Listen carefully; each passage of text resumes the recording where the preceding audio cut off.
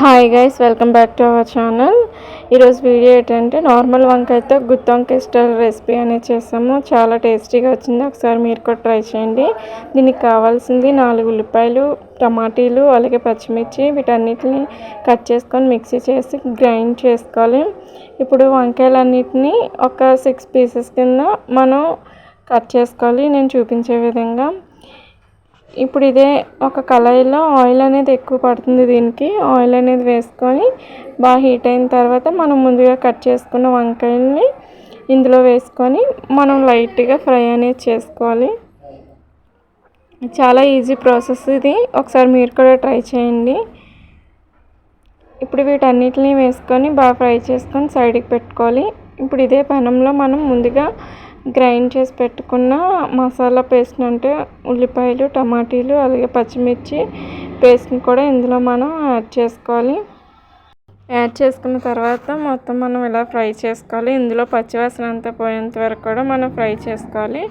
ఇప్పుడు ఇందులోనే 1 table spoon అల్లం వెల్లుల్లి పేస్ట్ని కూడా మనం వేసుకోవాలి. వేసుకున్న తర్వాత మనం మొత్తం అంతా కలుపుకొని బాగా ఫ్రై చేసుకోవాలి.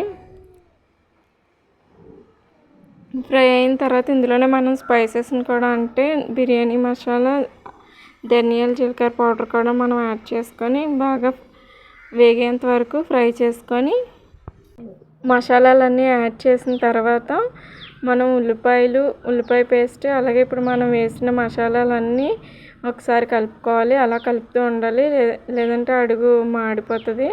సో అలా కలుపుతూ ఉండగానే మనం పులుపుకి తగ్గట్టుగా పెరుగు అనేది కూడా యాడ్ చేసుకున్నాము. ఇప్పుడు నేను చూపిస్తున్నాను చూడండి, ఆ విధంగా పెరుగు అనేది వేసుకొని మొత్తం కలుపుకోవాలి. కలుపుకున్న తర్వాత కొంచెం దగ్గరగా అవుతుంది, ఆయిల్ అనేది పైకి తేలిన తర్వాత ఇప్పుడు ఇది ఇలా ఫ్రై చేస్తుండగానే మనం సాల్ట్ అలాగే కారాన్ని కూడా యాడ్ చేసుకుందాం. 1 టేబుల్ స్పూన్ సాల్ట్, అలాగే కారానికి తగ్గట్టుగా నేనైతే ఇక్కడ 2 టేబుల్ స్పూన్ కారం అనేది యాడ్ చేస్తున్నాను. అలాగే చిటికెడు పసుపు కూడా మనం యాడ్ చేసుకుందాం.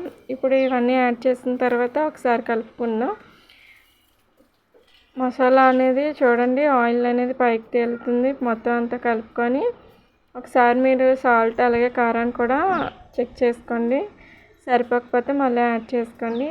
ఇప్పుడు మనం ఫ్రై చేసుకున్న వంకాయలను కూడా ఈ మసాలాలో వేసుకొని అలా నెమ్మదిగా కలుపుతూ ఉండాలి, లేదంటే వంకాయలు అనేవి విడిపోతూ ఉంటాయి అన్నమాట. ఎందుకంటే మనం ఆయిల్లో ఫ్రై చేసుకున్నాం కాబట్టి.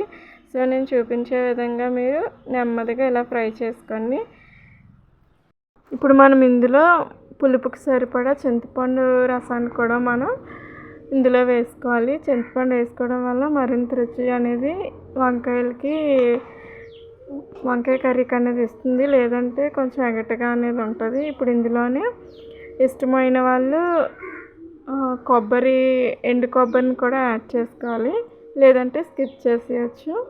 అండ్ ఫైనల్గా కొత్తిమీర ఉంటే కొత్తిమీరతో మీరు వేసుకొని దగ్గర అయిన తర్వాత స్టవ్ అనేది ఆఫ్ చేసుకోండి. కొత్తిమీర లేకపోతే ఇలా కరివేపాకుతో కూడా వేసుకొని స్టవ్ అనేది ఆఫ్ చేసుకోవాలి. ఫైనల్గా మన వంకాయ కర్రీ అనేది రెడీ అయిపోయింది. టేస్ట్ అయితే చాలా బాగుంది, మీరు కూడా ఒకసారి ట్రై చేయండి. వంకాయ కూర ఇష్టపడిన వారు కూడా చాలా ఇష్టంగా తింటారు. Thanks for watching. మీరు కనుక నా ఛానల్ని ఫస్ట్ టైం చూస్తున్నట్లయితే సబ్స్క్రైబ్ చేసుకోండి.